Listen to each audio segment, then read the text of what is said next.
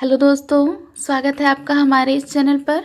हमारी UP TET junior की previous year question की सीरीज चल रही है, जिसमें आज हम सामाजिक अध्ययन यानी कि एसएसटी के प्रीवियस ईयर क्वेश्चन 2011 को सॉल्व करेंगे। तो चलिए आज का ये वीडियो शुरू करते हैं। आज का हमारा पहला क्वेश्चन है, केले और अनानास मुख्यतः उगाए जाते हैं। ठीक है, banana and pineapples are mainly grown in the, ठीक है, ऑप्शन ए है ट्रॉपिकल रीजन यानी कि उष्णकटिबंधीय क्षेत्रों में। ऑप्शन बी है मेडिटेरेनियन रीजन भूमध्य सागरीय क्षेत्रों में। ऑप्शन सी है माउंटेन्स यानी कि पहाड़ी क्षेत्रों में। ऑप्शन डी है डिजर्ट ओसेस यानी कि मरु उद्यानों में। तो इसका सही आंसर हो जाएगा ऑप्शन नंबर ए, उष्णकटिबंधीय यानी कि ट्रॉपिकल रीजन में। ठीक है, कौन से फल उगाए जाते हैं? केले और अनानास। ये उष्णकटिबंधीय क्षेत्रों में क्यों उगाए जाते हैं, चलिए एक्सप्लेनेशन देख लेते हैं। इन्हें बढ़ने के लिए लगातार गर्म और नमी वाले मौसम यानी कि ह्यूमिडिटी की ज़रूरत होती है। साथ ही इन्हें अच्छी मात्रा में बारिश की आवश्यकता होती है और भारत में दक्षिण और पूर्वी हिस्से इसके लिए सबसे उपयुक्त हैं। ठीक है, चलिए और ऑप्शन भी देख लेते हैं, ये ऑप्शन क्यों गलत है। दूसरा ऑप्शन है भूमध्य सागरीय क्षेत्रों में। ठीक है, यानी कि मेडिटेरेनियन रीजन में क्यों है, क्यों नहीं ये उगते हैं? तो भूमध्य सागरीय क्षेत्रों में खट्टे फल जैसे कि संतरा, नींबू, अंगूर और जैतून मुख्य रूप से उगते हैं। कहाँ पे? मुख्य इसमें भूमध्य सागरीय क्षेत्रों में। यहाँ सर्दियाँ नमी वाली और गर्मियाँ सूखी होती हैं। ऑप्शन सी क्या है? पहाड़ी क्षेत्रों में यानी कि माउंटेन्स में पहाड़ी क्षेत्रों का तापमान बहुत कम होता है, तो वहाँ क्या उगाया जाता है? चाय, सेब, ठीक है, नाशपाती जैसी फसलें उगाई जाती हैं। ठीक है, केले और अनानास यहाँ क्यों नहीं हो सकते? क्योंकि ये पाले को सहन नहीं कर सकते, वहाँ ज़्यादा ठंडक पड़ती है। और ऑप्शन डी क्या है? डिजर्ट ओसेस यानी कि मरुउद्यान। तो रेगिस्तानी इलाकों में पानी वाले छोटे हिस्से होते हैं। यहाँ पानी की कमी और अत्यधिक गर्मी के कारण यहाँ पे क्या ज़्यादा होता है? खजूर यानी कि डेट्स। क्या होता है यहाँ पे? खजूर जैसे फसलें उगती हैं। तो इसका सही आंसर हो जाएगा ऑप्शन नंबर ए, उष्णकटिबंधीय क्षेत्रों में। चलिए हम बढ़ते हैं। क्वेश्चन नंबर 92 है, निम्न में से किस भाषा समूह को भारत में सबसे अधिक लोग बोलते हैं? ठीक है, which is the group of languages spoken by the largest number of people in India? ठीक है, ऑप्शन ए है इंडो आर्यन यानी भारतीय आर्य। ऑप्शन बी है द्रविड़ियन यानी कि द्रविड़। ऑप्शन सी है ऑस्ट्रो एशियाटिक। ठीक है, और ऑप्शन डी है चीन और तिब्बती यानी कि साइनो तिब्बतेन। ठीक है, तो दोस्तों इसका सही आंसर क्या हो जाएगा? इसका सही आंसर है ऑप्शन नंबर ए यानी कि क्या है? भारतीय आर्य समूह को। ठीक है, सबसे ज़्यादा क्या बोली जाती है? Indo Aryan language. ठीक है, भारत की लगभग 78% से अधिक आबादी इंडो आर्यन जो है भाषा समूह की भाषाएं बोलती हैं।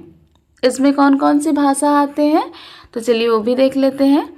इसमें आती हैं हिंदी, बंगाली, ठीक है, पंजाबी, मराठी, गुजराती, ठीक है, और ओडिया। ये भाषाएं इसमें शामिल है। यही कारण है कि ये भारत का सबसे बड़ा भाषा समूह है। तो दोस्तों चलिए और ऑप्शन देख लेते हैं। द्रविड़ कहाँ पे बोला जाता है? तो भाषा समूह जो है भारत का दूसरा सबसे बड़ा समूह कौन सा है? वो है द्रविड़, यानी ऑप्शन नंबर बी। ये लगभग कितने लोग बोलते हैं? 20%। कितने? 20%। और इसको 78%। ठीक है, तो 20% जो है आबादी हमारा क्या बोलता है? द्रविड़ बोलता है। इसमें कौन कौन सी भाषाएं आती हैं? तमिल, ठीक है, इसमें आती हैं द्रविड़ में तमिल, तेलुगु, ठीक है, तेलुगु, कन्नड़ और मलयालम। क्या आती हैं? मलयालम भी। ठीक है, ये क्या है? द्रविडियन लैंग्वेज है। ठीक है, चलिए अब ऑप्शन नंबर सी देख लेते हैं, ऑस्ट्रो एशियाटिक। ठीक है, ये जो है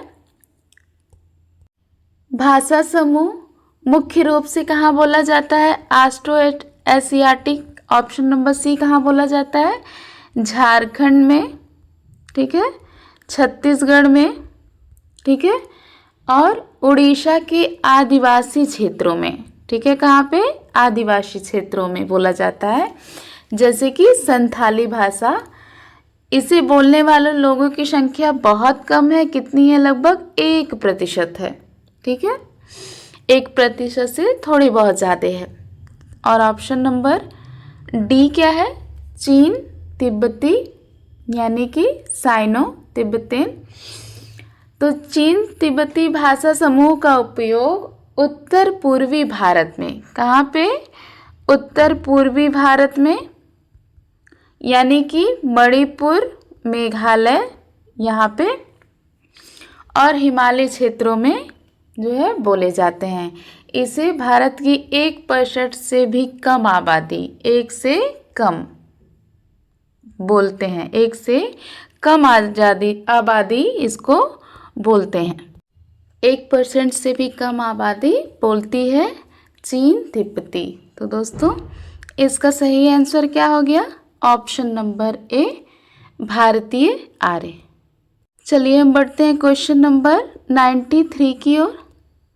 क्वेश्चन नंबर 93 है, which of the following are twin cities? निम्न में से कौन से जुड़वा नगर हैं? ठीक है, ऑप्शन ए क्या दिया है हमारा? दिल्ली तथा फरीदाबाद। ठीक है, ऑप्शन बी है मुंबई तथा पुणे। ऑप्शन सी है बेंगलोर तथा मैसूर। ऑप्शन डी है हैदराबाद तथा सिकंदराबाद। ठीक है, कह रहा है कि निम्न में से कौन सा जुड़वा नगर है? तो इसका सही आंसर हो जाएगा ऑप्शन नंबर डी। क्या हो जाएगा? ऑप्शन नंबर डी, हैदराबाद तथा सिकंदराबाद को। ठीक है, तो दोस्तों हैदराबाद और सिकंदराबाद को आधिकारिक तौर पर भारत के जुड़वा नगर के रूप में जाना जाता है। ये दोनों शहर एक दूसरे के बिल्कुल करीब में स्थित हैं और केवल किससे? हुसैन सागर झील। किससे? हुसैन सागर झील द्वारा ये एक दूसरे से क्या होते हैं? अलग होते हैं। ठीक है, इन दोनों का इतिहास और शहरी विकास आपस में जुड़ा हुआ है और वर्तमान में ये कहाँ पे है? तेलंगाना राज्य में है। कहाँ पे है? तेलंगाना राज्य में है। ठीक है, तो दोस्तों सही आंसर क्या हो गया इसका? Option number D. बढ़ते हैं हम क्वेश्चन नंबर 94 की ओर। चलिए हम बढ़ते हैं क्वेश्चन नंबर 94 की ओर। ठीक है, the largest amount of saffron comes from. ठीक है, सबसे अधिक मात्रा में केसर कहाँ मिलता है? ऑप्शन ए है उत्तर प्रदेश, ऑप्शन बी है जम्मू कश्मीर से, ऑप्शन सी है केरल से, ऑप्शन डी है असम से। तो दोस्तों इसका सही आंसर हो जाएगा option number B, Jammu and Kashmir से। ठीक है, तो दोस्तों भारत में केसर का उत्पादन लगभग पूरी तरह से कहाँ से होता है? जम्मू कश्मीर से। ठीक है, क्योंकि यहाँ की ठंडी जलवायु और कौन सी मिट्टी यहाँ पे होती है? करेवा। ठीक है, करेवा नाम की विशेष उपजाऊ मिट्टी केसर की खेती के लिए सबसे उत्तम मानी जाती है। तो विशेष रूप से कश्मीर का पाम्पौर, कहाँ पे? पाम्पौर, ठीक है, इलाका जो है वो केसर के लिए प्रसिद्ध है। ठीक है, कहाँ पे? पाम्पौर में। चलिए और क्वेश्चन एक्सप्लेन कर लेते हैं। उत्तर प्रदेश में मुख्य रूप से क्या मिलता है? गेहूं और गन्ना। क्या मिलता है? गेहूं और गन्ना। और केरल में क्या मिलता है? केरल हमारा काली मिर्च और इलायची और रबर के लिए फेमस है। केरल जो है ये काली मिर्च यानी मसालों के लिए लगभग, ठीक है, काली मिर्च और इलायची और रबर के लिए जाना जाता है। और असम किसके लिए फेमस है? असम हमारा फेमस है चाय की खेती के लिए। ठीक है, चाय की खेती के लिए सबसे प्रसिद्ध है असम। तो इन राज्यों की जलवायु जो है इनकी जो फसल बताए हैं उसके लिए उपयुक्त है, जबकि केसर के लिए सबसे उपयुक्त है option number B, Jammu Kashmir. चलिए हम बढ़ते हैं क्वेश्चन नंबर 95 की ओर। How many languages are accepted by the constitution of India? ठीक है, भारत के संविधान द्वारा कितनी भाषाएं स्वीकृत हैं? तो ऑप्शन ए है 15, ऑप्शन बी है 20, ऑप्शन सी है 22, ऑप्शन डी है 28। तो दोस्तों इसका सही आंसर हो जाएगा ऑप्शन नंबर सी। भारतीय संविधान में कितनी भाषाएं हैं? 22 भाषाएं हैं। और कौन सी अनुसूची है? 8वीं अनुसूची है। ठीक है, इसमें 22 भाषाओं को आधिकारिक भाषा के रूप में मान्यता दी गई है। मूल संविधान जब बना था तब शुरुआत में कितनी भाषाएं थी? 14 भाषाएं थी। ठीक है, लेकिन बाद में संशोधनों के जरिए इनकी संख्या कितनी हो गई? 22 हो गई। तो सही आंसर है ऑप्शन नंबर सी। चलिए हम बढ़ते हैं क्वेश्चन नंबर 96 की ओर। क्वेश्चन नंबर 96 है which animal is the attraction in Kaziranga national park Assam? ठीक है, असम के काजीरंगा नेशनल पार्क का आकर्षण कौन सा प्राणी है? ऑप्शन ए है राइनोसेरस यानी कि गैंडा, ऑप्शन बी है लॉयन यानी शेर, ऑप्शन सी टाइगर बाघ, ऑप्शन डी है बियर यानी कि भालू। इसका सही आंसर हो जाएगा दोस्तों ऑप्शन नंबर ए, राइनोसेरस यानी कि गैंडा। ठीक है, असम में स्थित काजीरंगा राष्ट्रीय उद्यान दुनिया भर में किसके लिए फेमस है? एक सींग वाले गैंडे के लिए। ठीक है, यहाँ पे एक सींग का गैंडा मिलता है। ठीक है, और दुनिया के 2/3 एक सींग वाले गैंडे अकेले इसी नेशनल पार्क में पाए जाते हैं। कितने? पूरे दुनिया के लगभग 2/3 एक सींग वाले गैंडे इसी नेशनल पार्क में पाए जाते हैं। ठीक है, तो दोस्तों सही आंसर क्या था? ऑप्शन नंबर ए। बढ़ते हैं क्वेश्चन नंबर 97 की ओर। क्वेश्चन नंबर 97 क्या है? ठीक है, once a French colony which place is the home of Aurobindo ashram? ठीक है, वह स्थान जो किसी समय फ्रांसीसी उपनिवेश था अब अरविंद आश्रम की मंजिल है, कौन सा है? ऑप्शन ए है चेन्नई, ऑप्शन बी है अंडमान, ऑप्शन सी है पुडुचेरी, ऑप्शन डी है गोवा। इसका सही आंसर है ऑप्शन नंबर सी, पुडुचेरी। ठीक है, तो दोस्तों पुडुचेरी, ठीक है, जिसको पहले हम लोग पौंडीचेरी कहते थे, ठीक है, अब उसको पुडुचेरी कहा जाता है। ठीक है, यह लंबे समय तक फ्रांसीसी शासन के अधीन था और महान स्वतंत्रता सेनानी और दार्शनिक महर्षि अरविंदो घोष ने अपने जीवन का अंतिम समय यहीं बिताया था। कहाँ पे? यहीं पे पौंडीचेरी में। तो वर्ष 1926 में यहाँ पे श्री अरविंदो आश्रम की स्थापना हुई थी। कब हुई थी? 1926 में। ठीक है, तो सही आंसर है हमारा ऑप्शन नंबर सी। चलिए बढ़ते हैं क्वेश्चन नंबर 98 की ओर। क्वेश्चन नंबर 98 है, बॉम्बे हाई रिफर्स टू। ठीक है, कह रहा है कि बॉम्बे हाई संदर्भित है। ऑप्शन ए है अपतट तेल क्षेत्र से, ऑप्शन बी तटवर्ती तेल क्षेत्र से, ऑप्शन सी है अपतट गैस क्षेत्र से, ऑप्शन डी है तटवर्ती गैस क्षेत्र से।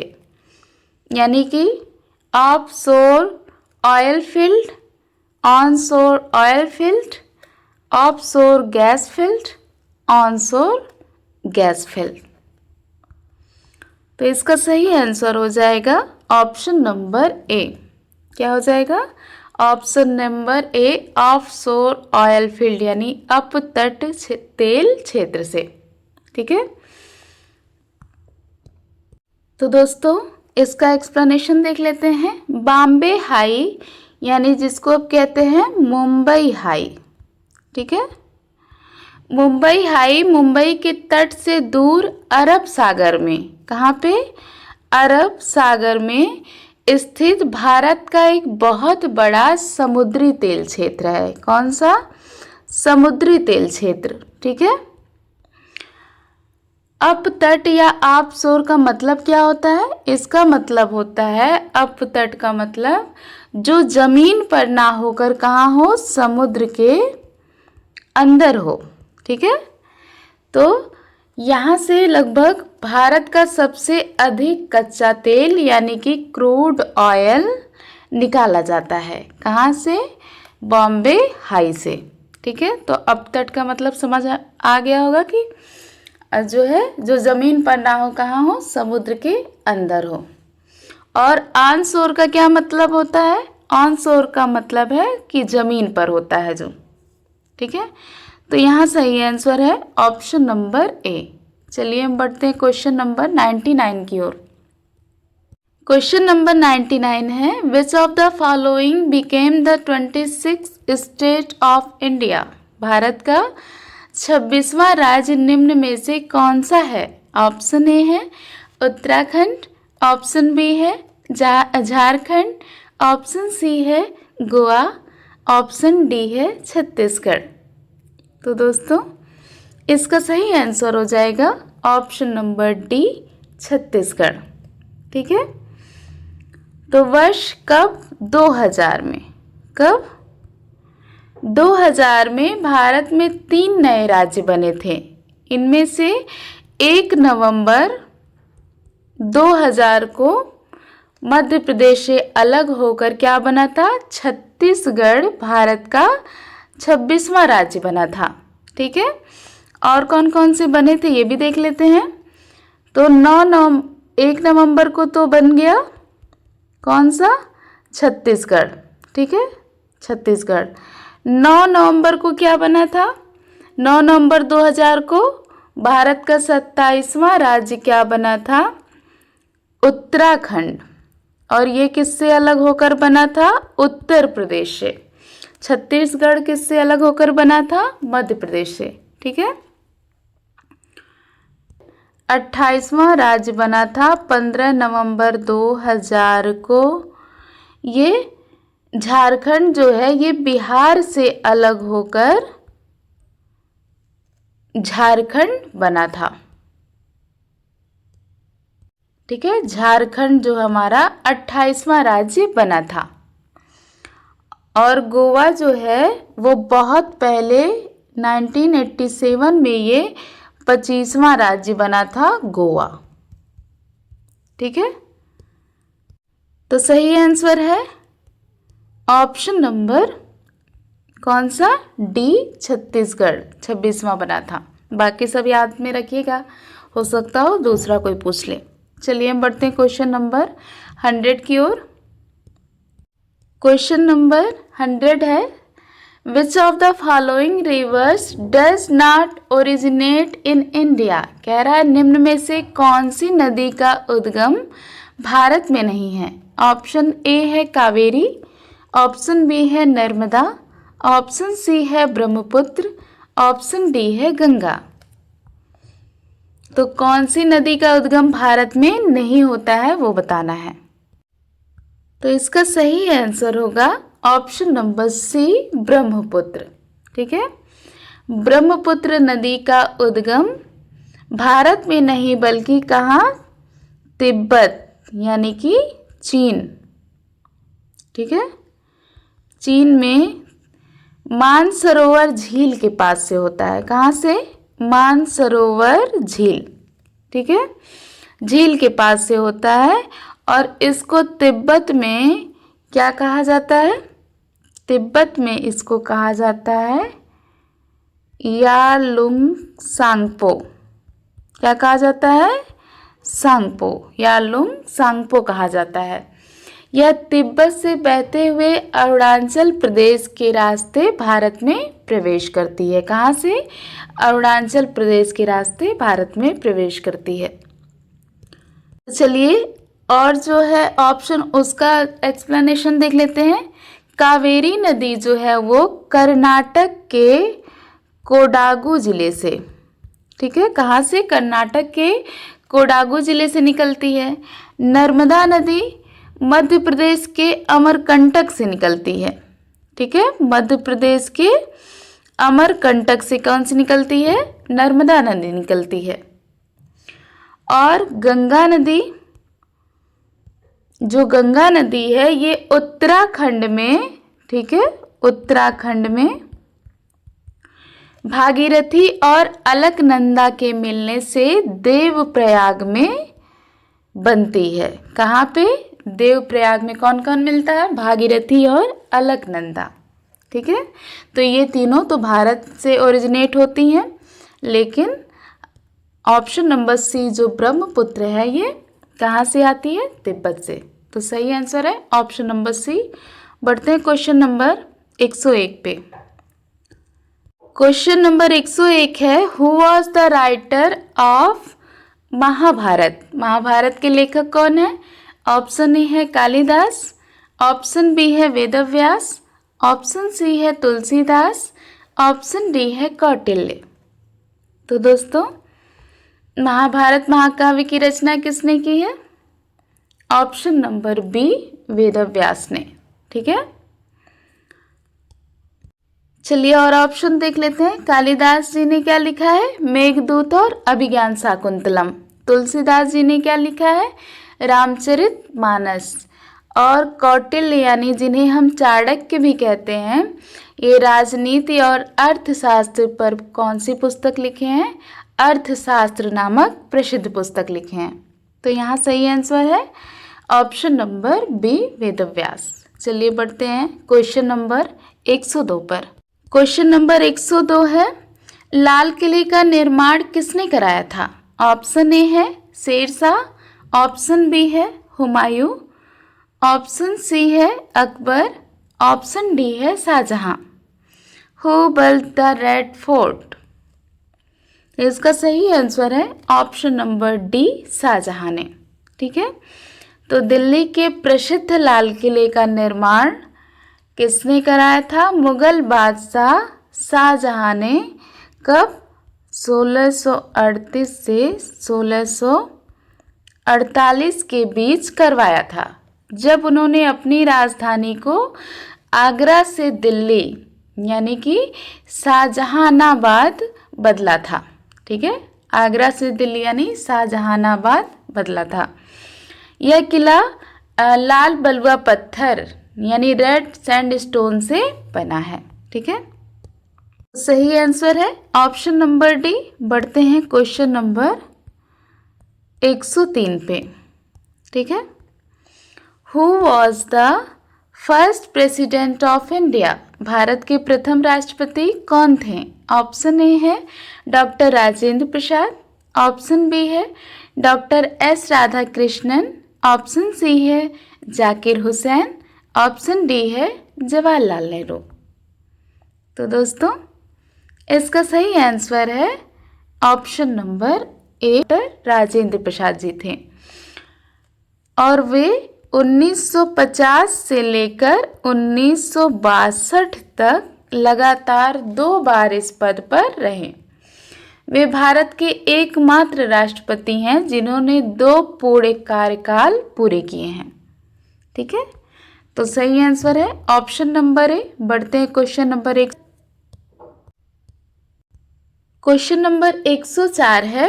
ठीक है, in whose memory was the Taj Mahal built. ठीक है, ताजमहल का निर्माण किसकी याद में कराया गया था? ऑप्शन ए है नूरजहां, ऑप्शन बी है अनारकली, ऑप्शन सी है मुमताज महल, ऑप्शन डी है शाहजहां। तो दोस्तों इसका सही आंसर होगा ऑप्शन नंबर सी, मुमताज महल। ठीक है, तो मुगल बादशाह शाहजहां ने सफ़ेद संगमरमर से बने ताजमहल का निर्माण अपनी जो पसंदीदा बेगम थी मुमताज महल की याद में उनकी मृत्यु के बाद करवाया था। यह आगरा में यमुना नदी के किनारे स्थित है और दुनिया के 7 अजूबों में से एक है। ठीक है, तो सही आंसर है ऑप्शन नंबर सी। बढ़ते हैं क्वेश्चन नंबर 105 की ओर। क्वेश्चन नंबर 105 है which religion has 24 great teachers called तीर्थंकराज, यानी कि किस धर्म में तीर्थंकर के नाम से 24 महान आचार्य हुए हैं? ऑप्शन ए है हिंदू धर्म, ऑप्शन बी है सिख धर्म, ऑप्शन सी है जैन धर्म, ऑप्शन डी है बौद्ध धर्म। तो इसका सही आंसर है ऑप्शन नंबर सी, जैन धर्म। ठीक है, तो आध्यात्मिक गुरुओं यहाँ महापुरुषों को क्या कहा जाता है? तीर्थंकर कहा जाता है। क्या कहा जाता है? तीर्थंकर। ठीक है, तो जैन परंपरा के अनुसार कुल 24 तीर्थंकर हुए। पहले तीर्थंकर का नाम था ऋषभ देव, जिसको क्या कहते हैं? आदिनाथ। ऋषभ देव इसको आदिनाथ कहते हैं। और 24वें और अंतिम तीर्थंकर कौन थे? भगवान महावीर स्वामी। ठीक है, तो सही आंसर क्या है? ऑप्शन नंबर सी, जैन धर्म। चलिए हम बढ़ते हैं क्वेश्चन नंबर 106 की ओर।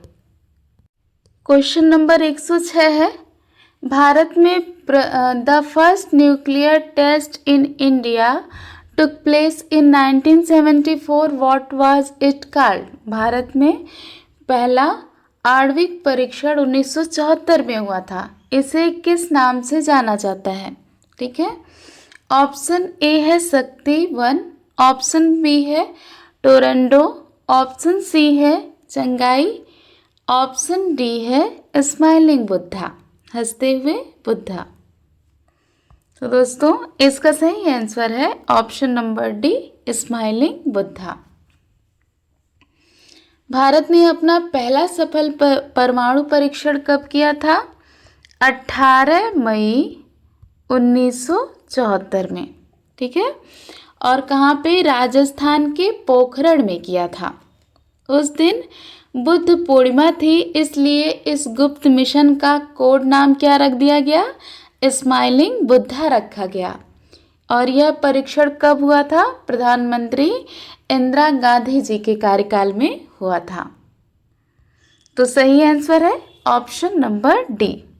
चलिए और जो ऑप्शन है उसको एक्सप्लेन कर लेते हैं।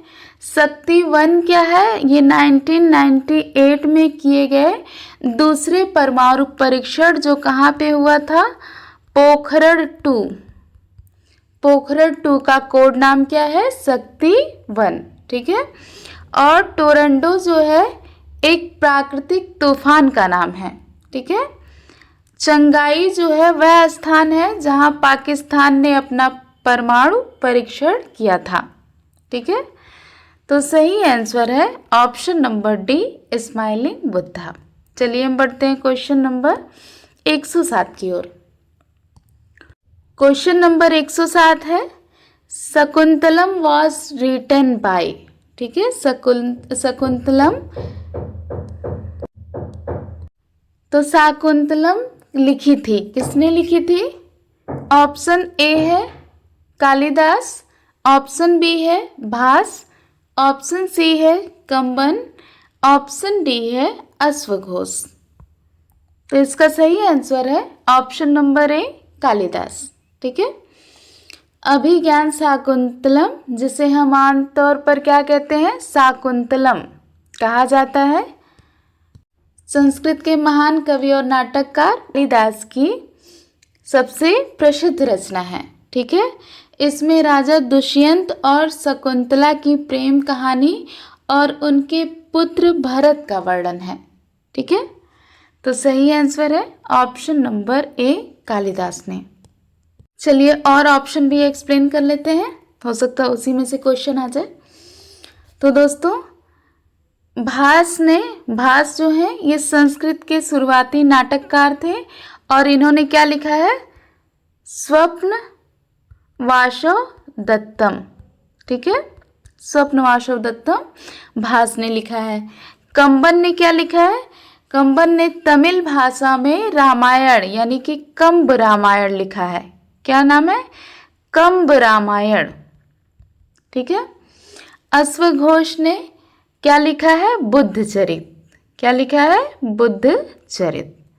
तो सही आंसर क्या है इसका? ऑप्शन नंबर ए कालिदास जी ने। चलिए हम बढ़ते हैं क्वेश्चन नंबर 108 की ओर। क्वेश्चन नंबर 108 है in the third battle of Panipat the Maratha war were defeated by. Panipat की तीसरी लड़ाई में मराठों को पराजित किया था। ऑप्शन ए मुगलों ने, ऑप्शन बी अफगानों ने, ऑप्शन सी अंग्रेज़ों ने, ऑप्शन डी सिखों ने। तो दोस्तों इसका सही आंसर होगा ऑप्शन नंबर बी अफगानों ने। ठीक है, पानीपत की तीसरी लड़ाई कब हुई थी? 14 जनवरी, ठीक है, 1761 में। 61 को मराठों और अफगान शासक अहमद शाह अब्दाली। ठीक है, अफगान शासक कौन था? अहमद शाह अब्दाली, जिसको क्या कहते हैं? दुरानी भी कहते हैं। इसके बीच लड़ी गई थी। इस भीषण युद्ध में अफगान सेना ने मराठों को क्या किया था? हरा दिया था, जिससे मराठा साम्राज्य को बहुत बड़ा धक्का लगा था। तो सही आंसर है ऑप्शन नंबर बी अफगानों ने। चलिए हम बढ़ते हैं क्वेश्चन नंबर 109 की ओर। Who said Swaraj is my birthright. ठीक है, किसने कहा कि स्वराज मेरा जन्म सिद्ध अधिकार है? ऑप्शन ए है बाल गंगाधर तिलक, ऑप्शन बी है नेताजी सुभाष चंद्र बोस, ऑप्शन सी है दादा भाई नौरोजी, ऑप्शन डी है लाला लाजपत राय। तो दोस्तों इसका सही आंसर हो जाएगा ऑप्शन नंबर ए बाल गंगाधर तिलक। ठीक है, चलिए हम बढ़ते हैं क्वेश्चन नंबर 110 की ओर। क्वेश्चन नंबर 110 क्या है हमारा कि राणा सांगा इज रिलेटेड टू, किससे संबंधित है? ऑप्शन ए मालवा से, ऑप्शन बी खजुराहो से, ऑप्शन सी मेवाड़ से, ऑप्शन डी मांडू से। तो इसका सही आंसर होगा ऑप्शन नंबर सी मेवाड़ से। महाराणा संग्राम सिंह, जिसे क्या कहते हैं? राणा सांगा कहते हैं। ठीक है, राणा सांगा के नाम से भी जाना जाता है। राजस्थान के मेवाड़ साम्राज्य के एक बहुत ही पराक्रमी राजपूत थे। ठीक है, और इन्होंने 1527 में मुगल शासक बाबर के खिलाफ कौन सा युद्ध लड़ा था? खानवा का। कौन सा? खानवा का युद्ध लड़ा था। ठीक है, सही आंसर है ऑप्शन नंबर सी। बढ़ते हैं क्वेश्चन नंबर 111 की ओर।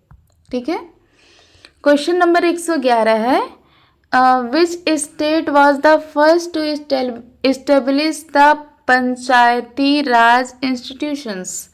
पंचायती राज, ठीक है, संस्थाओं का निर्माण सर्वप्रथम किस राज्य ने किया था? ऑप्शन ए है राजस्थान, ऑप्शन बी है महाराष्ट्र, ऑप्शन सी है बिहार, ऑप्शन डी है उत्तर प्रदेश। ठीक है, तो दोस्तों इसका सही आंसर हो जाएगा ऑप्शन नंबर ए राजस्थान। भारत में आधुनिक पंचायती राज व्यवस्था की शुरुआत सबसे पहले 2 अक्टूबर 1959 में प्रधानमंत्री जवाहरलाल नेहरू द्वारा राजस्थान के नागौर जिले में की गई थी। कहाँ पे? राजस्थान के नागौर जिले में। ठीक है, और यह बलवंत राय मेहता समिति की सिफारिश पे की गई थी। किसके? बलवंत राय मेहता। तो दोस्तों जितना भी एक्सप्लेन करके आपको क्वेश्चन में बताया जाता है उसमें से क्वेश्चन फंस जाते हैं। ठीक है, जैसे ये बलवंत राय मेहता कमेटी मैंने बताया, तो वो पूछ लेगा कि किस कमेटी की सिफारिश पर जो है पंचायती राज व्यवस्था सबसे पहले राजस्थान के नागौर जिले में लागू हुई थी। तो ये हो जाएगा बलवंत राय मेहता एक समिति की सिफारिश पर। ठीक है, तो सही आंसर इसका है ऑप्शन नंबर ए राजस्थान। बाकी और देख लेते हैं कि दूसरा राज्य कौन सा था? दूसरा राज्य था आंध्र प्रदेश। आंध्र प्रदेश था जो पंचायती राज व्यवस्था को लागू किया था। और इसके बाद महाराष्ट्र, बिहार और उत्तर प्रदेश ने पंचायती राज कानून लागू किया था अपने यहाँ। तो सबसे पहले राजस्थान के नागौर जिले में। चलिए बढ़ते हैं क्वेश्चन नंबर 112 की ओर। कॉन्स्टिट्यूशनल गवर्नमेंट मीन्स संवैधानिक, क्वेश्चन है संवैधानिक सरकार का अर्थ है। ऑप्शन ए है संविधान की शर्तों के अनुसार सरकार, ऑप्शन बी है कानून के अनुसार सरकार, ऑप्शन सी है लोकतांत्रिक सरकार, ऑप्शन डी है उपरोक्त सभी। तो दोस्तों इसका सही आंसर हो जाएगा option number D, all of this, यानी उपरोक्त सभी। एक संवैधानिक सरकार वह होती है जिसकी शक्तियां संविधान द्वारा समिति और निर्धारित होती हैं। ऐसी सरकार संविधान के नियमों के अनुसार क्या करती है? चलती है। वहाँ कानून का शासन यानी रूल ऑफ लॉ होता है और वह आमतौर पर एक लोकतांत्रिक सरकार होती है जो जनता के प्रति जवाबदेह होती है। तो सारे ऑप्शन सही हैं, यानी उपरोक्त सभी। चलिए हम बढ़ते हैं क्वेश्चन नंबर 113 की ओर। ठीक है, क्वेश्चन 113 क्या है? Panchsheel was signed between, Panchsheel पर हस्ताक्षर हुए थे। ऑप्शन ए है नेहरू और चाउ एन लाई के बीच, ऑप्शन बी नेहरू और मंडेला के बीच, ऑप्शन सी गांधी और चाउ एन लाई के बीच, ऑप्शन डी गांधी और मंडेला के बीच। तो दोस्तों इसका सही आंसर हो जाएगा ऑप्शन नंबर ए, नेहरू और चाउ एन लाई के बीच। ठीक है, पंचशील समझौता यानी शांतिपूर्ण सह अस्तित्व के 5 सिद्धांत, ये कब हुआ था? 29 अप्रैल 1954 को भारत और चीन के बीच हुआ था। इस पर भारत के पहले प्रधानमंत्री पंडित जवाहरलाल नेहरू और चीन के तत्कालीन प्रधानमंत्री चाउ एन लाई ने हस्ताक्षर किए थे। इसमें एक दूसरे की अखंडता का सम्मान करने और आंतरिक मामलों में दखल न देने की बात कही गई थी। ठीक है, तो ये पंचशील सिद्धांत था। तो ऑप्शन नंबर ए सही हो जाएगा। चलिए बढ़ते हैं क्वेश्चन नंबर 114 की ओर। When was the Constitution of India finally signed by the members of Constitution Assembly? ठीक है, संविधान सभा के सदस्यों द्वारा भारत के संविधान पर अंत में कब हस्ताक्षर हुए थे?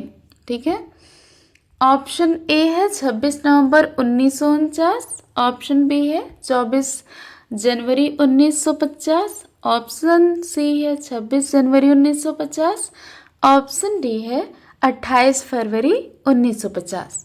ठीक है, तो दोस्तों इसका सही आंसर है ऑप्शन नंबर बी। ठीक है, 24 जनवरी 1950 को भारत का संविधान कब बनकर तैयार हुआ था? वो 26 नवंबर 1949 को बनके तैयार हुआ संविधान। ठीक है, ये सारी डेट आप लोग ध्यान से देख लीजिएगा। उसके बाद संविधान सभा की अंतिम बैठक कब हुई? 24 जनवरी 1950 को। ठीक है, कब हुई अंतिम बैठक? 24 जनवरी 1950 को हुई थी। इसी दिन संविधान सभा के कितने 284 सदस्यों ने संविधान की मूल प्रतियों पर अंतिम हस्ताक्षर किए थे। इसी दिन डॉक्टर राजेंद्र प्रसाद को भारत का पहला राष्ट्रपति भी चुना गया था। ठीक है, और दोस्तों 26 नवंबर 1949 को संविधान अंगीकृत हुआ था। क्या हुआ था? अंगीकृत यानी अडॉप्ट किया गया था। ठीक है, लेकिन अंतिम हस्ताक्षर नहीं हुआ था। अंतिम हस्ताक्षर कब हुआ था? वो 24 जनवरी 1950 को। और आप लोगों को पता है कि संविधान लागू कब से हुआ? 26 जनवरी 1950 को। ठीक है, हमारा संविधान पूरे देश में लागू हो गया और भारत गणतंत्र बना था। कब? 26 जनवरी 1950 को। तो यहाँ पे सही आंसर क्या होगा? यहाँ पे सही आंसर होगा ऑप्शन नंबर बी। चलिए हम बढ़ते हैं क्वेश्चन नंबर 115 की ओर। क्वेश्चन नंबर 115 है, who was the head of the constituent assembly? कह रहा है संविधान सभा के प्रधान कौन थे? ऑप्शन ए है B R Ambedkar, option B है B N Rao, option C है J L Nehru, option D है डॉक्टर राजेंद्र प्रसाद। तो दोस्तों दिए गए विकल्पों में कोई विकल्प जो है उत्तर के रूप में सही नहीं हो सकता। क्यों? क्योंकि संविधान सभा के प्रथम अस्थायी अध्यक्ष कौन थे? डॉक्टर सच्चिदानंद सिन्हा थे। ठीक है, अस्थायी अध्यक्ष डॉक्टर सच्चिदानंद सिन्हा थे, जबकि अस्थायी अध्यक्ष कौन थे? डॉक्टर राजेंद्र प्रसाद जी थे। ठीक है, फिर संविधान सभा की प्रारूप समिति के अध्यक्ष या प्रधान कौन थे? बी आर अम्बेडकर जी थे। और बी एन राव कौन थे? संविधान सभा के जो है संवैधानिक सलाहकार थे। ठीक है, और जवाहरलाल नेहरू ने उद्देश्य प्रस्ताव पेश किया था। ये संघ शक्ति समिति के अध्यक्ष थे। तो दोस्तों इसका सही आंसर ऑप्शन नंबर डी हो सकता है। ठीक है, डॉक्टर राजेंद्र प्रसाद जी, क्योंकि ये अस्थायी अध्यक्ष थे तो इनको माना जा सकता है। लेकिन ऐसा कोई वो नहीं है कि प्रधान यही थे, क्योंकि सबको अलग अलग चीज़ों के अध्यक्ष थे। कोई अस्थायी अध्यक्ष था, कोई अस्थायी अध्यक्ष था। ठीक है, और कोई जो है प्रारूप समिति का अध्यक्ष था, कोई संवैधानिक सलाहकार था। ठीक है, तो चलिए हम बढ़ते हैं क्वेश्चन नंबर 116 की ओर। क्वेश्चन 116 है कि राजा हर्षवर्धन की राजधानी थी, कहाँ पे थी? ऑप्शन ए है प्रयाग, ऑप्शन बी है कन्नौज, ऑप्शन सी है उज्जैन, ऑप्शन डी है पाटलिपुत्र। तो इसका सही आंसर हो जाएगा ऑप्शन नंबर बी कन्नौज। ठीक है, राजा हर्षवर्धन की शुरुआती राजधानी कहाँ थी? थानेश्वर। ठीक है, यहाँ पे हरियाणा में, ठीक है। बाद में उन्होंने अपनी बहन राजश्री के साम्राज्य मौखरी वंश की सुरक्षा और उत्तर भारत की मौखरी वंश, ठीक है, उत्तर भारत की राजनीतिक स्थिति को मजबूत करने के लिए कन्नौज यानी कि उत्तर प्रदेश को अपनी नई राजधानी बनाया था। तो सही आंसर है ऑप्शन नंबर बी। बढ़ते हैं क्वेश्चन नंबर 117। प्रश्न 117 है, एलोरा के कैलाश मंदिर का निर्माण कराया गया था, ठीक है। ऑप्शन ए है चालुक्यों द्वारा, ऑप्शन बी है चोलों द्वारा, ऑप्शन सी है पल्लवों द्वारा, ऑप्शन डी है राष्ट्रकूटों द्वारा। तो दोस्तों इसका सही आंसर क्या हो जाएगा? ऑप्शन नंबर डी, राष्ट्रकूटों द्वारा, ठीक है। महाराष्ट्र में एलोरा की गुफा संख्या 16 में स्थित विश्व प्रसिद्ध कैलाश मंदिर का निर्माण राष्ट्रकूट वंश के राजा किसने? कृष्ण प्रथम, ठीक है, कृष्ण प्रथम ने करवाया था। यह मंदिर स्थापत्य कला का एक बेजोड़ नमूना है क्योंकि इसे ऊपर से नीचे की ओर पूरी एक खड़ी चट्टान को काटकर तराशा गया है। तो सही आंसर है ऑप्शन नंबर डी। बढ़ते हैं अपने अगले प्रश्न की ओर। 118 पे कह रहा है कि ग्राम पंचायत के कितने पद हैं? ठीक है, 1 2 3 4। इसका सही आंसर है ऑप्शन नंबर सी 3, ठीक है। पंचायती राज व्यवस्था के अंतर्गत ग्रामीण स्तर पर लोकतंत्र के 3 प्रमुख अंग या विंग हैं, ठीक है।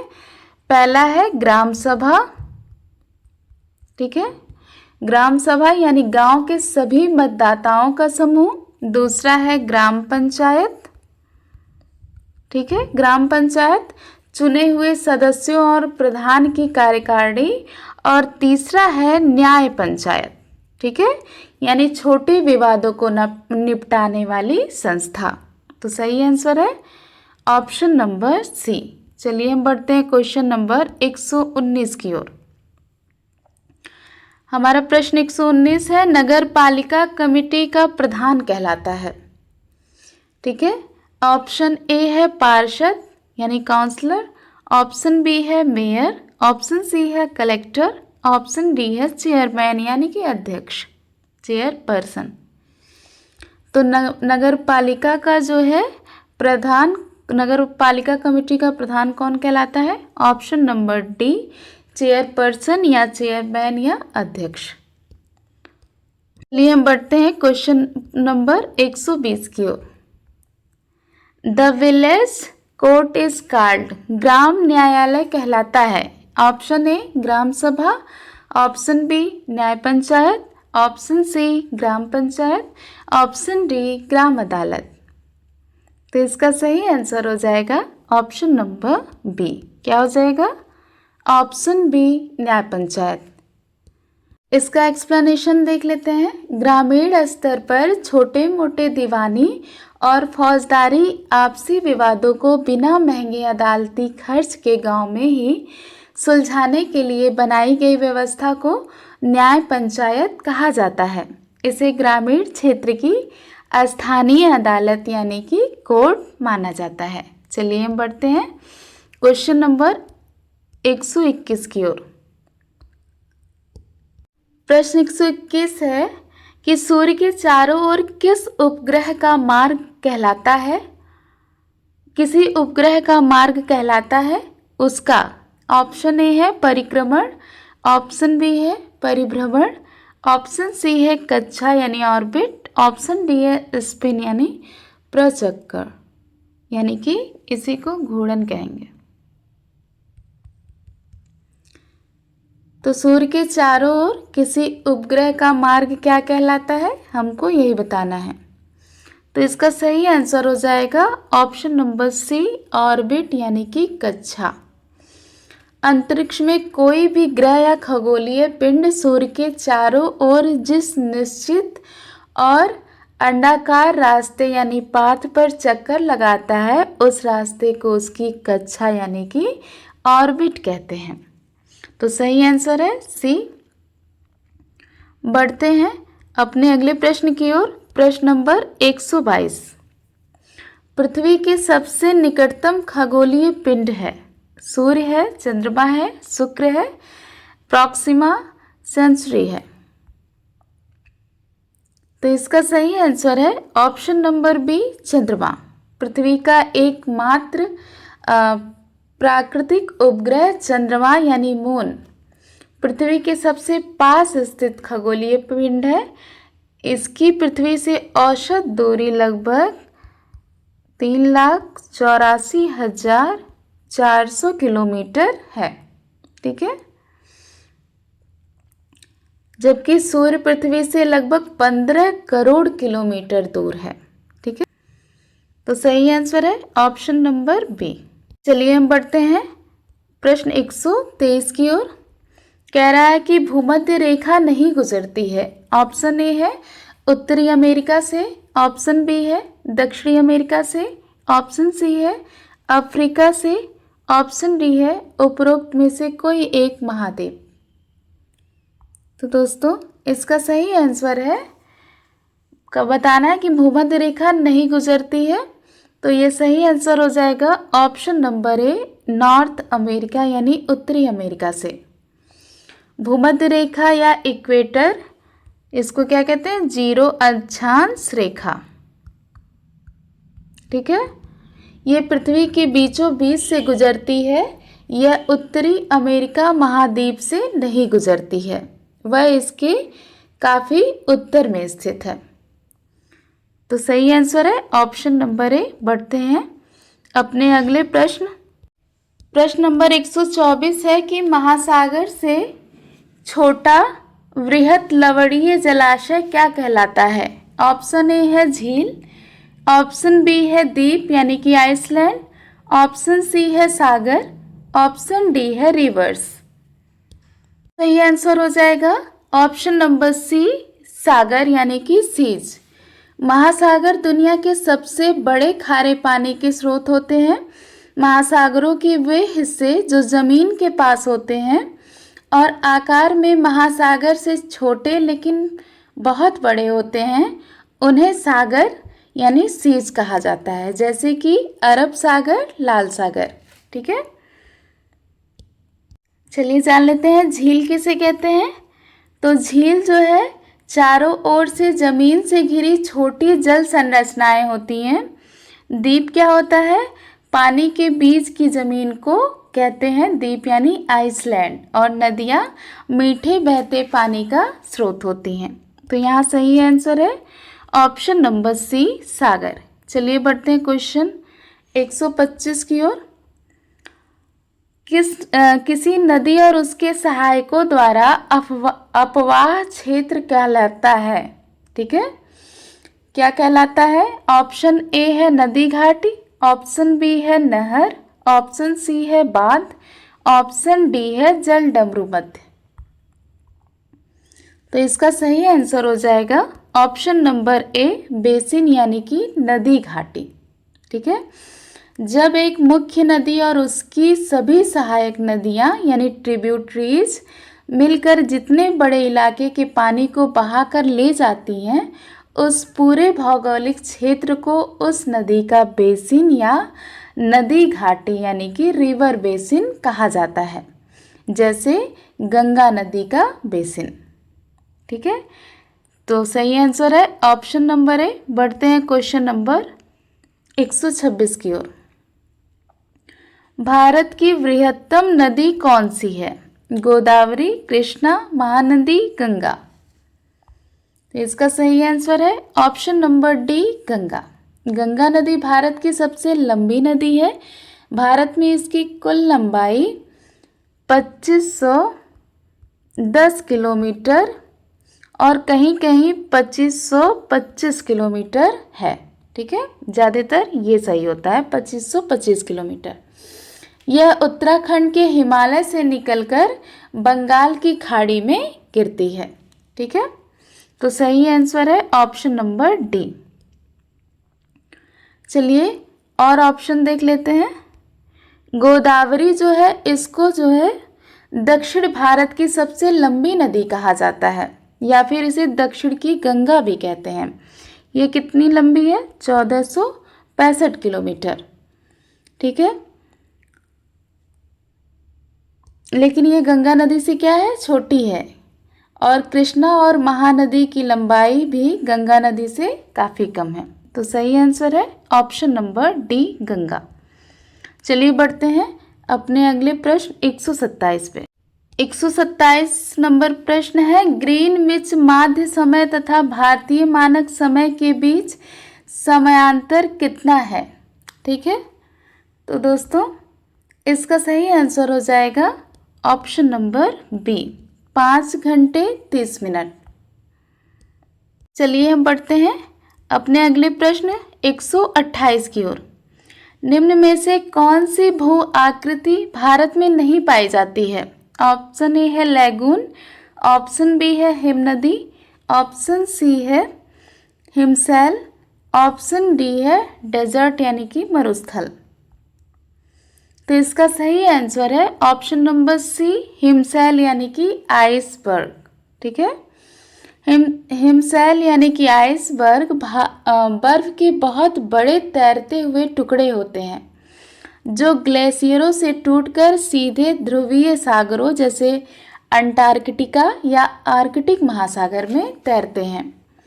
भारत के तटों के पास की जलवायु गर्म है, इसलिए भारत के समुद्रों में आइसबर्ग नहीं पाए जाते हैं। ठीक है, सही आंसर है ऑप्शन नंबर सी। बढ़ते हैं अपने अगले प्रश्न 129 में। भारतीय मुख्य भूभाग में कितने महासागर मिलते हैं? ठीक है, तो इस ऑप्शन ए है 0, 1, 2, 3। तो इसका सही आंसर है ऑप्शन नंबर बी, 1। ठीक है, भारत के मुख्य भूभाग के दक्षिण में केवल एक महासागर मिलता है जिसका नाम है हिंद महासागर। ठीक है, हिंद महासागर है। भारत के पूर्व में बंगाल की खाड़ी है, पश्चिम में अरब सागर स्थित है। लेकिन ये दोनों क्या है? महासागर नहीं है, बल्कि सागर और क्या है? खाड़ियाँ हैं, और जो हिंद महासागर के ही हिस्से हैं। ठीक है, तो सही आंसर है 1। चलिए हम बढ़ते हैं अपने 130 नंबर प्रश्न पर। शांत घाटी किस राज्य में स्थित है?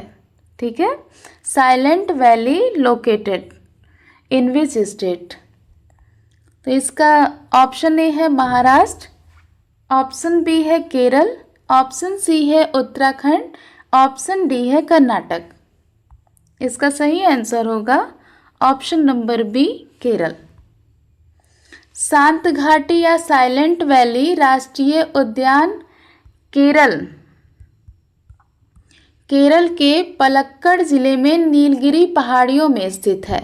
यह क्षेत्र अपने अत्यधिक जैव विविधता यानी बायोडायवर्सिटी और दुर्लभ वनस्पतियों और लुप्तप्राय जीवों जैसे शेर जैसी पूंछ वाले बंदर के लिए पूरी दुनिया में प्रसिद्ध है।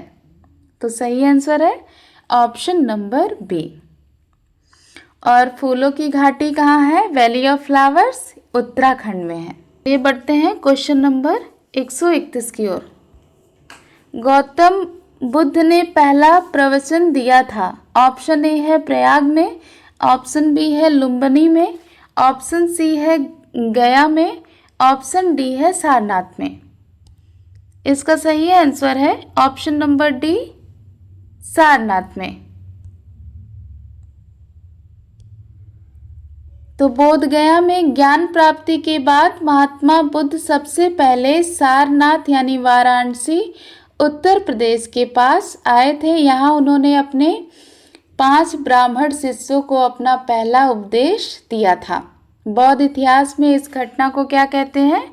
धर्मचक्र प्रवर्तन।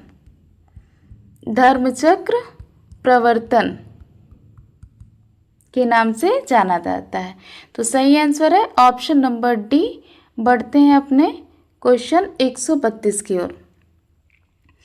अंतिम मौर्य शासक कौन था?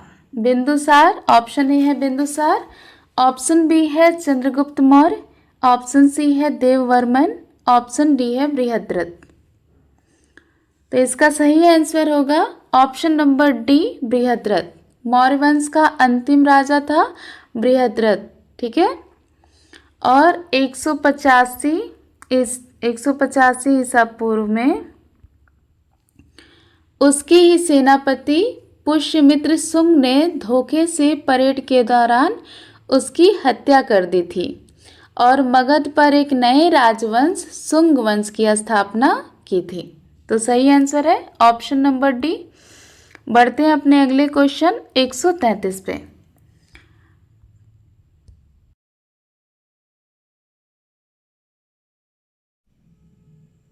तो दोस्तों क्वेश्चन नंबर 133 है, प्राचीन रोम तंत्र हुआ। ऑप्शन ए है 6ठी सदी ईसा पूर्व, ऑप्शन बी है 3री सदी ईसा पूर्व, ऑप्शन सी है 1ली सदी ईसा पूर्व, ऑप्शन डी है 2री सदी ईसा पूर्व। इसका सही आंसर होगा ऑप्शन नंबर ए। कब हुआ था? 6ठी सदी ईसा पूर्व में, ठीक है। चलिए बढ़ते हैं क्वेश्चन नंबर 134 की ओर। क्वेश्चन है, सिंधु घाटी सभ्यता की लिपि है। ऑप्शन ए है अवाचनीय, ऑप्शन बी है संस्कृत, ऑप्शन सी है फारसी, ऑप्शन डी है द्रविड़। तो इसका सही आंसर हो जाएगा ऑप्शन नंबर ए, अवाचनीय यानी कि अनडिसाइफर्ड, ठीक है। सिंधु घाटी सभ्यता की लिपि को आज तक पढ़ा नहीं जा सका है। यह एक चित्रात्मक यानी पिक्टोग्राफिक लिपि थी जिसमें अक्षरों के बजाय चित्रों या चिन्हों का प्रयोग किया गया था, ठीक है। तो सही आंसर है ऑप्शन नंबर ए। बढ़ते हैं क्वेश्चन नंबर 135 की ओर। हड़प्पा के लोग प्रयोग करना नहीं जानते थे, ठीक है। तो ऑप्शन ए है सोने का, ऑप्शन बी है चांदी का, ऑप्शन सी है लोहे का, ऑप्शन डी है कांस्य का। तो इसका सही आंसर है ऑप्शन नंबर सी, लोहे का, ठीक है। हड़प्पा सभ्यता एक कांस्य युगीन यानी ब्रॉन्ज एज सभ्यता थी। वहाँ के लोग किसके बारे में? तांबा, कांसा, सोना और चांदी, ठीक है। चांदी जैसी धातुओं से, मतलब इतने सारे धातुओं से अच्छी तरह परिचित थे, लेकिन उन्हें लोहे का ज्ञान नहीं था। भारत में लोहे का प्रयोग उत्तर वैदिक काल लगभग 1000 ईसा पूर्व से शुरू हुआ था, ठीक है। तो सही आंसर है ऑप्शन नंबर सी। बढ़ते हैं अपने अगले प्रश्न 136 पे। प्रश्न नंबर 136 है,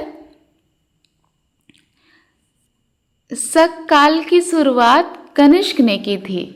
कब? ऑप्शन ए है 62 ईस्वी में, 78 ईस्वी में, 82 ईस्वी में या फिर 88 ईस्वी में।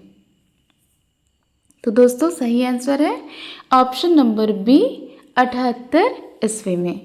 कुषाण वंश के महान राजा कनिष्क ने अपने राज्यारोहण यानी सिंहासन पर बैठने के उपलक्ष्य में 78 एडी, ठीक है, यानी कि 78 ईस्वी में शक संवत की शुरुआत की थी। यही संवत आज भारत का राष्ट्रीय पंचांग है, यानी कि नेशनल कैलेंडर है। सही आंसर है ऑप्शन नंबर बी। बढ़ते हैं क्वेश्चन 137 की ओर। भारत के प्रथम ब्रिटिश गवर्नर जनरल कौन थे?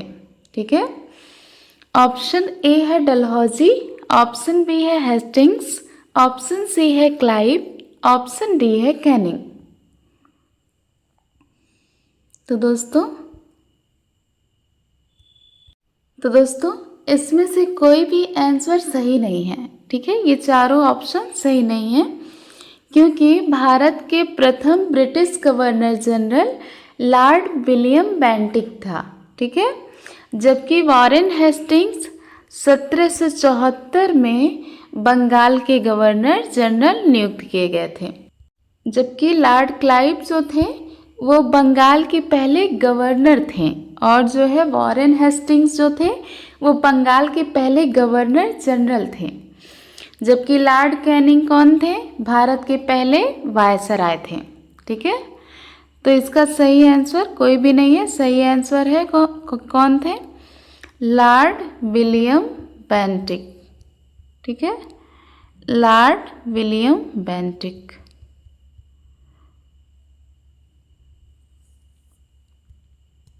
चलिए हम बढ़ते हैं क्वेश्चन नंबर 138 की ओर। किस क्षेत्र में अंग्रेज अधिग्रहण के कारण सिपाही विद्रोह हुआ था? ऑप्शन ए है अवध, ऑप्शन बी है बंगाल, ऑप्शन सी है मैसूर, ऑप्शन डी है दिल्ली। तो इसका सही आंसर होगा ऑप्शन नंबर ए अवध। ठीक है, लॉर्ड डलहौजी ने 1856 में अवध पर कुशासन यानी कि खराब शासन का आरोप लगाकर उसे ब्रिटिश साम्राज्य में मिला लिया था। बंगाल आर्मी के अधिकांश सिपाही अवध क्षेत्र से ही आते थे, इसलिए इस विलय से सिपाहियों में भारी असंतोष फैल गया। यह 1857 के सिपाही विद्रोह यानी कि प्रथम स्वतंत्रता संग्राम का एक प्रमुख कारण बना। तो सही आंसर है ऑप्शन नंबर ए। बढ़ते हैं क्वेश्चन 139 पे। स्वतंत्र होने पर भारत एक रियासत बन गया था। रियासत का दर्जा किस वर्ष खत्म हुआ था? ठीक है, ऑप्शन ए है 1947, ऑप्शन बी है 1948, ऑप्शन सी है 1949, ऑप्शन डी है 19। का सही आंसर है ऑप्शन नंबर डी 1950 में। ठीक है, चलिए हम बढ़ते हैं क्वेश्चन 140 की ओर। क्वेश्चन नंबर 140 है, स्वतंत्र भारत के अंतिम गवर्नर जनरल कौन थे? ऑप्शन ए है माउंटबेटन, ऑप्शन बी है सी राजगोपालाचारी, ऑप्शन सी है सरदार पटेल, ऑप्शन डी है जवाहरलाल नेहरू। तो इसका सही आंसर है option number B C Rajagopalachari. ठीक है, तो दोस्तों माउंटबेटन ये जो थे ये स्वतंत्र भारत के प्रथम गवर्नर जनरल थे और ये अंतिम ब्रिटिश वायसराय भी थे। ठीक है, माउंटबेटन और सी राजगोपालाचारी ये स्वतंत्र भारत के एकमात्र भारतीय और अंतिम गवर्नर जनरल थे। ठीक है, इसके बाद यह पद समाप्त कर दिया गया था। और जो सरदार पटेल थे ये भारत के पहले गृह मंत्री और उप प्रधानमंत्री थे। इन्हें लौह पुरुष कहा जाता है। और जवाहरलाल नेहरू स्वतंत्र भारत के पहले प्रधानमंत्री थे। तो यहाँ सही आंसर है option number B C Rajagopalachari. चलिए बढ़ते हैं क्वेश्चन 141 पर। 141 है, असम का प्राचीन नाम क्या है? ऑप्शन ए है पावा, ऑप्शन बी है कामरूप, ऑप्शन सी है पिपलीवन, ऑप्शन डी है रामग्राम। तो दोस्तों इसका सही आंसर है ऑप्शन नंबर बी कामरूप। ठीक है, यह असम का सबसे पुराना और ऐतिहासिक नाम है। प्राचीन काल में इसे प्राग ज्योतिषपुर भी कहा जाता था। क्या? प्राग ज्योतिषपुर। ठीक है, जबकि पावा क्या है?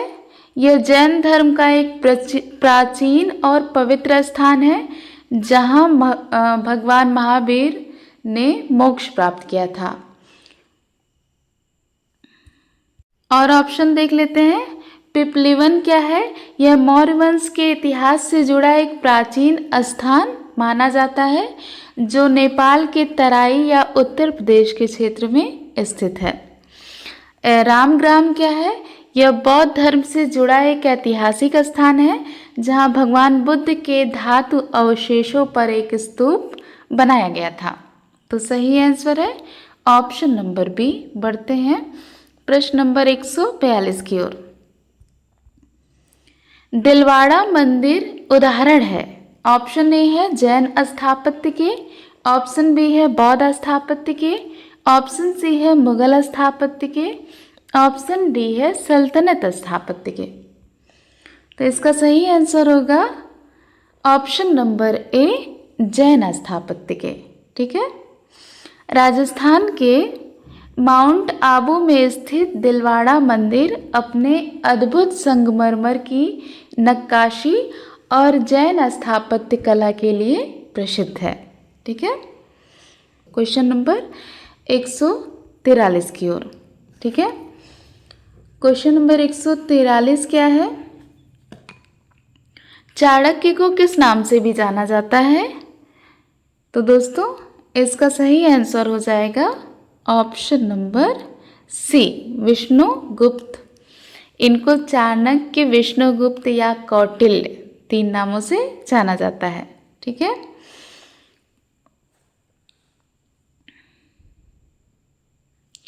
भट्ट स्वामी कौन थे? ये प्राचीन भारत के एक विद्वान थे जिन्होंने अर्थशास्त्र ग्रंथ पर टीका यानी कि कमेंट्री लिखी थी। ठीक है। राजशेखर कौन थे? ये गुर्जर प्रतिहार राजाओं के दरबार में एक प्रसिद्ध संस्कृत कवि और नाटककार थे। इन्होंने क्या लिखा है? कवि मीमांसा। क्या लिखा है? कवि मीमांसा। ठीक है। और विष्णुगुप्त को चाणक्य, कौटिल्य इन नामों से जाना जाता है। ये चंद्रगुप्त मौर्य को क्या किया था? इन्होंने राजा बनाया था। विशाख दत्त कौन थे? ये गुप्त काल के एक प्रसिद्ध नाटककार थे जिन्होंने क्या लिखा है? मुद्रा राक्षस। क्या लिखा है? मुद्रा राक्षस नामक नाटक लिखा है। चलिए अब इसका सही आंसर क्या था? Option number C. बढ़ते हैं अपने अगले प्रश्न 144 पर। औषधि में किसका संबंध नहीं है? ऑप्शन ए है धन्वंतरी, ऑप्शन बी है भास्कराचार्य, ऑप्शन सी है चरक, ऑप्शन डी है सुश्रुत। तो दोस्तों इसका सही आंसर होगा ऑप्शन नंबर बी भास्कराचार्य। ठीक है। धन्वंतरी ये क्या है? आयुर्वेद और चिकित्सा के देवता माने जाते हैं। ठीक है, हिंदू मान्यताओं में। और भास्कराचार्य क्या थे? ये प्राचीन भारत के एक महान गणितज्ञ और खगोल शास्त्री थे, यानी एस्ट्रोनॉमर थे, जिन्होंने सिद्धांत शिरोमणि और लीलावती ग्रंथ लिखे हैं। ठीक है। सिद्धांत शिरोमणि, ठीक है, और लीलावती ग्रंथ लिखा है। किसने? भास्कराचार्य ने। इनका चिकित्सा से कोई संबंध नहीं है, औषधि से कोई संबंध इनका नहीं है। चरक कौन थे? ये आयुर्वेद के बहुत बड़े विशेषज्ञ और कनिष्क राजा के राज्यवैद्य थे। इन्होंने चरक संहिता लिखी थी। ठीक है। अगला कौन है? सुश्रुत। ये प्राचीन भारत में शैल चिकित्सा यानी प्लास्टिक सर्जरी और सर्जरी का जनक या पितामह कहा जाता है सुश्रुत को। तो यहाँ सही आंसर है ऑप्शन नंबर बी। चलिए हम बढ़ते हैं अपने अगले प्रश्न 145 पे। भारत के राष्ट्रपति को उनके कार्यालय से हटाया जा सकता है। ठीक है। तो ऑप्शन ए है प्रधानमंत्री द्वारा, ऑप्शन बी है उच्चतम न्यायालय द्वारा, ऑप्शन सी है मुख्य चुनाव आयुक्त द्वारा, ऑप्शन डी है पार्लियामेंट यानी संसद द्वारा। तो सही आंसर है ऑप्शन नंबर डी संसद द्वारा। ठीक है। अगर भारत के राष्ट्रपति को हटाना है तो संसद द्वारा। भारत की संसद, लोकसभा और राज्यसभा संविधान के अनुच्छेद 61 के तहत, ठीक है, महाभियोग यानी इम्पीचमेंट का प्रस्ताव पास करके राष्ट्रपति को उनके पद से हटा सकती है। ठीक है। तो सही आंसर है ऑप्शन नंबर डी। पढ़ते हैं क्वेश्चन 146 पे। भारत में राज्यों की संख्या कितनी है? ठीक है, तो दोस्तों ये तो 2011 में क्वेश्चन पूछा गया था, लेकिन इस समय क्या स्थिति है वो देख लेते हैं। तो भारत में इस समय कुल 28 राज्य हैं। कितने हैं? 28 राज्य हैं और 8 केंद्र शासित प्रदेश हैं। ठीक है, यानी यूनियन टेरिटरीज हैं। जम्मू कश्मीर के पुनर्गठन और दादर नागर हवेली और दमन दीव के विलय के बाद यह संख्या 28 राज्य और 8 केंद्र शासित प्रदेश हो गई है। तो सही आंसर आप लोग याद रखिएगा, 28 राज्य और 8 केंद्र शासित प्रदेश। चलिए हम बढ़ते हैं प्रश्न 147 पे। आर्य समाज की स्थापना किसने की थी? ऑप्शन ए है स्वामी दयानंद सरस्वती, ऑप्शन बी है शंकराचार्य, ऑप्शन सी है स्वामी विवेकानंद, ऑप्शन डी है राजा राममोहन राय। तो दोस्तों सही आंसर है ऑप्शन नंबर ए, स्वामी दयानंद सरस्वती। ठीक है, आर्य समाज की स्थापना किसने की थी? स्वामी दयानंद सरस्वती ने कब? 1875 में मुंबई में आर्य समाज की स्थापना की थी। उन्होंने क्या नारा दिया था? वेदों की ओर लौटो। ठीक है, किसकी ओर? वेदों की ओर लौटो।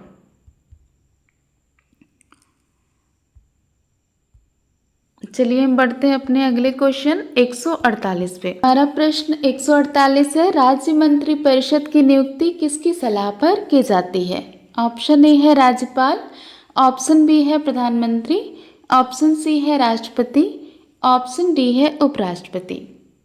तो दोस्तों राज्यपाल सामान्यतः विधानसभा में बहुमत प्राप्त दल के नेता को मुख्यमंत्री नियुक्त करता है और मुख्यमंत्री की सलाह पर वह अन्य मंत्रियों की नियुक्ति व पद वितरण करता है। तो इस प्रकार प्रश्न में दिया गया कोई भी विकल्प सही नहीं है। ठीक है, चलिए हम बढ़ते हैं प्रश्न 149 पे। मौर्य साम्राज्य का संस्थापक कौन था? ऑप्शन ए है अशोक, ऑप्शन बी है बिंदुसार, ऑप्शन सी है चंद्रगुप्त मौर्य, ऑप्शन डी है पुष्यमित्र। तो दोस्तों इसका सही आंसर होगा option number C, Chandragupta Maurya. ठीक है,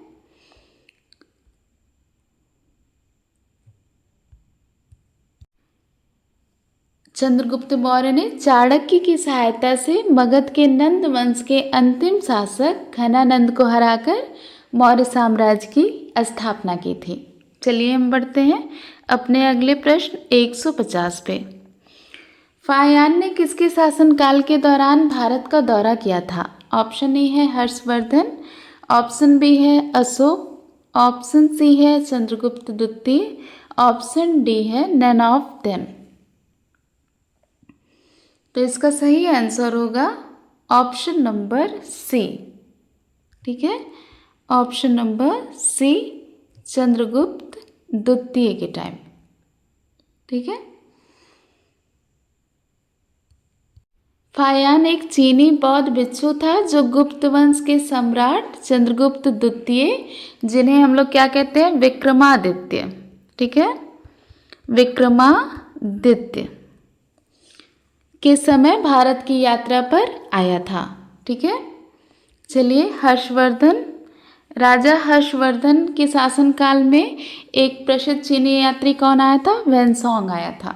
ठीक है, तो इसका सही आंसर है ऑप्शन नंबर सी। तो दोस्तों हम लोगों ने इस वीडियो में यूपी टेट जूनियर के सामाजिक विज्ञान यानी एसएसटी के 2011 के प्रीवियस ईयर क्वेश्चन को सॉल्व कर लिया है एक्सप्लेनेशन के साथ। दोस्तों वीडियो बड़ी हो गई है क्योंकि हम लोगों ने 60 क्वेश्चन को हर एक ऑप्शन को एक्सप्लेन करके समझा है, ताकि कोई भी क्वेश्चन आए तो हमारे पेपर में इसमें से आए तो हमसे छूटे ना। ठीक है, तो वीडियो थोड़ा बड़ा है, आप जो है इसको थोड़ा स्पीड बढ़ा के भी देख सकते हैं। तो दोस्तों अगर मेरी ये वीडियो अच्छी लगी हो तो प्लीज़ मेरे चैनल को सब्सक्राइब करिएगा, वीडियो को लाइक और शेयर ज़रूर करिएगा।